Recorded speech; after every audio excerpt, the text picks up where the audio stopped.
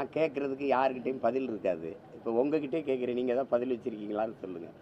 1000 நாள்லாம் ஒன்றும் இல்லை. நான் அவங்களுக்கு சத்தியம் ஒன்று செஞ்சேன். உன் மயம் உயிரோடு இருக்கிற வரை அங்கே ஏர்போர்ட்டு வராது. இந்த பேனா சிலை வச்ச கதை தான், 8 வழிச்சாலை போட்ட கதை தான். உங்களுக்கு புரியுதுன்னு நினைக்கிறேன். டங்ஸ்டன் தொழிற்சாலை நான் போய் அங்கே அங்கே ஊர் குலசாமி முன்னாடி சத்தியம் பண்ணேன், இந்த மகன் இருக்கிற வரை எவனுங்க ஒரு கல்லை கூட பேக்க முடியாதுன்னு. அது மாதிரி 1000வது நாள் போராடுற என் மக்களுக்கு உங்கள் மூலமாக சொல்கிறேன், கட்ட முடியாது, கட்ட விட மாட்டேன். அது சொல்லுவார், என்னை தாண்டி தாண்டா தொடணுங்கிற மாதிரி. சும்மா அதெல்லாம் இருக்கிற விண்ணூர்தி நிலையத்தில் பறக்க விண்ணூர்தி இருக்கா? பேச்சாதான், கேள்வியாக தான். சென்னை விமான நிலையத்தில் வானூர்தி நிலையத்தில் பறக்க வானூர்தி இண்டிகோவை தவிர வேற வண்டி இருக்கா? சரி, 5000 ஏக்கரில் நீ விண்ணூர்தி நிலையம் கட்டிட்ட, அங்கே விண்ணூர்தி ஓட்ட போகிற முதலாளியே. அந்த 5000 ஏக்கரில் கட்டப்படுகிற வானூர்தி நிலையம் மக்களுக்கா அந்த முதலாளிக்கா? வானூர்தி யாருது? வானூர்தி ஓட்ட போகிற முதலாளி யாரு?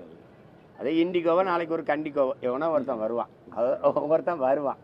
அந்த முதலாளிகளின் லாப தேவைக்கா மக்கள் சேவைக்கா? நீ பறக்கிறதே பற்றி கவலைப்படுறியே. பசியோடு இருக்கிற பல லட்சக்கணக்கான பல கோடிக்கணக்கான மக்களை பற்றி கவலைப்பட மாட்டேற. பறந்து பறந்து எங்கே போற? எங்கே போற சொல்லு, எங்கே போற?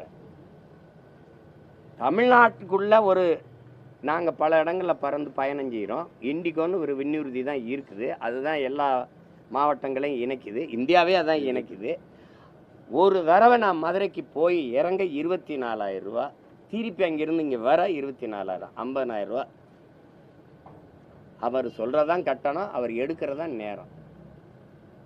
ஒரு 12 மணிக்கு நீங்கள் போகணும், அடுத்த நாள் 12 மணிக்கு கூட போகலாம். அந்த மாதிரி தான் அவர் எஜமா என்ன முடிவு பண்ணுறாரோ அதுதான் அவர் நினைக்கிறதான் கட்டணம். திடீர்னு 24,000 30,000 கூட மாறும். அதனால சேவை அரசுக்கு சொந்தமாக ஒரு விண்ணூர்தி இல்லை, அப்புறம் விண்ணூர்தி நிலையம் என்னத்துக்கு? இதுக்கா நாங்கள் அங்கே வைக்கிற கோரிக்கை அது ஏர்போர்ட்டு கட்ட வேண்டியதில்லை, ஏர்போர்ட்டு உழணுங்கிறோம். புரியுதா? ஆகாயத்தில் பறக்கிறது வளர்ச்சி தான். ஆனால் விண்ணூர்தியில் பறந்து போகிறவனுக்கும் பசிக்குது, அவனுக்கு நீரும் ஜோறும் பூமியிலிருந்தான் போகணுங்கிறத கவனத்தில் வச்சுக்கிட்டு எல்லாரும் பேசணும். சந்திர மண்டலத்துக்கு சந்திராயனை அனுப்புறது வளர்ச்சி தான்.